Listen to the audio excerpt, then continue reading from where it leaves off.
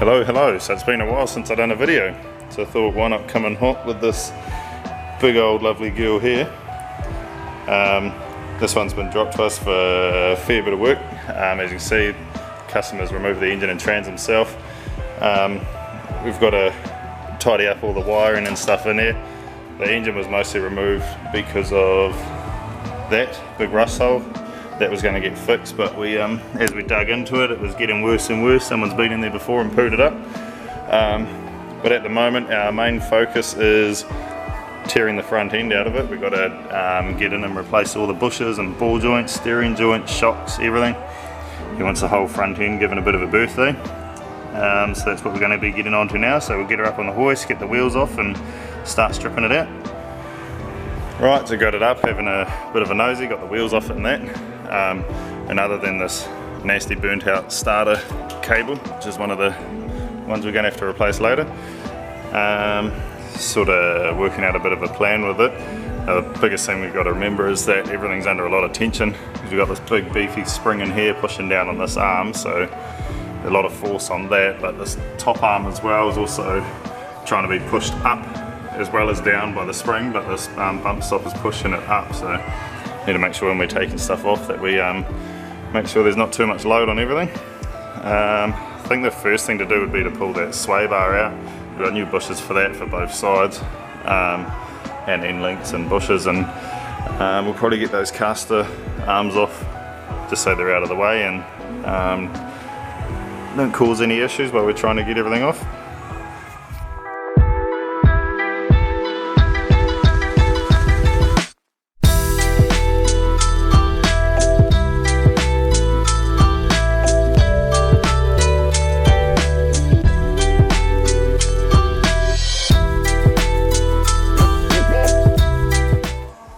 Right, so as you saw, we've got that link rod and that caster arm out. They're pretty simple really, all came apart nice and easy.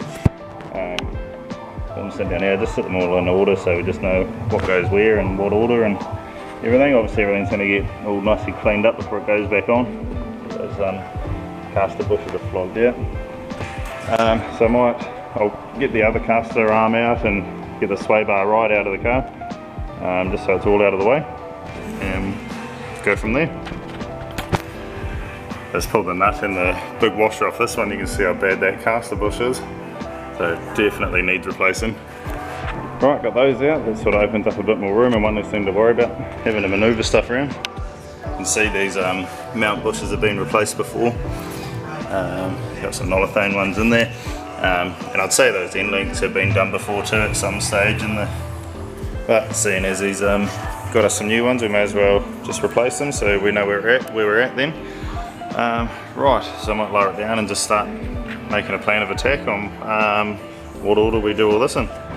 So I'd say just going by what's all under spring tension and everything. We'll probably start by getting the top arms out, and then we'll start by getting the caliper and hub assembly off and out of the way, and then it'll be the bottom arm and spring. We just sort of take the tension off that by lowering the car down onto an axle stand, so the axle stand goes onto the bottom of the arm and compresses the spring. Then we pull the shock out, lift it up, and the bottom arm drops down to allow us to pull the spring out.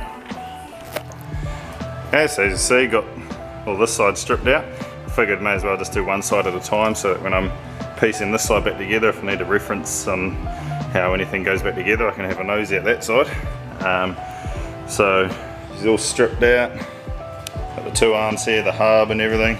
You can see those bushes are not happy. I could tell as I was undoing stuff that there's quite a bit of movement and everything, so it all definitely needs doing. So we'll probably start off by, I'll just give everything a good clean up just so it's a lot easier to work with, and then we'll start getting some bushes out and ball joints and everything and go from there. I've got the arms cleaned up just to make it a little bit better to work with. I've just got our pile of parts here. It seems we've got everything but the lower ball joints are the wrong ones maybe. I'm just going to sort of pull them apart and have a nosy and just see how they work. Just these ones look like they either bolt in or rivet in, but the ones we've got are press-in jobby. So I'm just going to pull it apart and just make sure that that doesn't sort of clamp over top of it, which it looks like it may do, so we'll have a nosy. Everything else looks pretty good though. Got our bottom arm bushes and our top arm bushes. Got a whole lot of other bits and pieces there too. The steering joints and the brake master, that's all for another job that we're going to do on it. It needs a couple other bits and pieces to do with the brakes as well. So I might make a start on the bottom arms,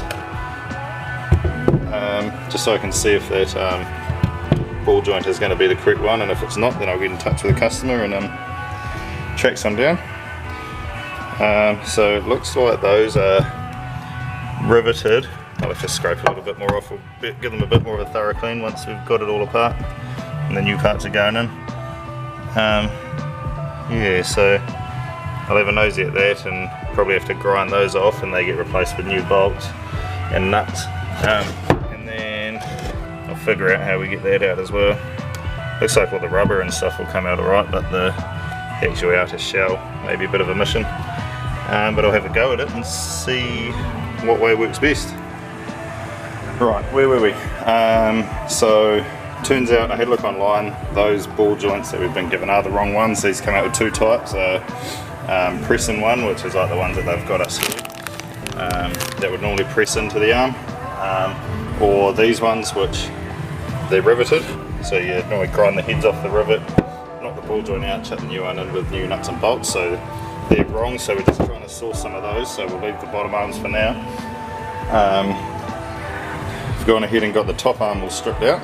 That went surprisingly easy for the bushes. The ball joint was gay to get out.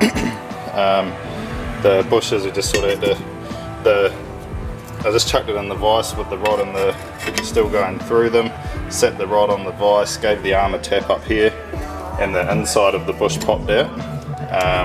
Did that on both sides, then the rod was just sort of floating in amongst the two outer shells. So I just set it in the vise, set it in a vise in a way that I could just get a hammer onto the outer shell of the bush, just gave it a tap and they just came out.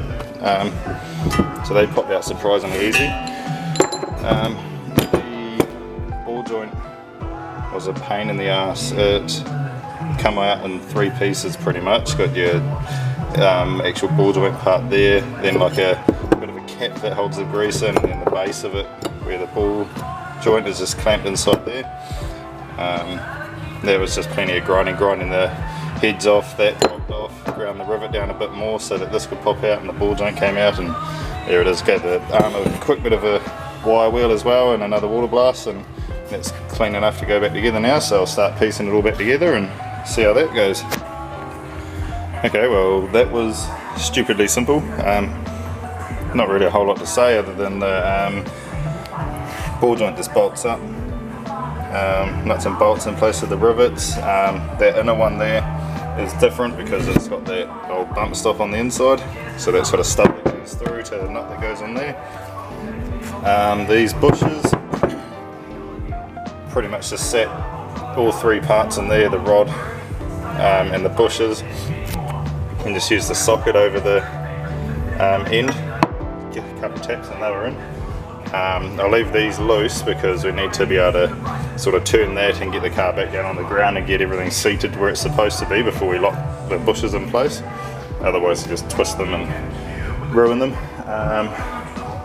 Another thing I like to do as well is just with bushes like these on this inside lip here, I like to just get a cold chisel and just give it a couple taps, sort of one there and probably one here, just to help lock that bush in there to stop the bush actually turning inside the arm and ruining it.